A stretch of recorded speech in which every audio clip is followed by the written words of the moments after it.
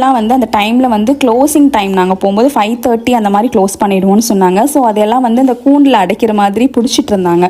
So அதெல்லாம் வேகமாக ஓடிட்டு இருந்தது, பார்க்குறதுக்கு ரொம்பவே நல்லா இருந்ததுங்க.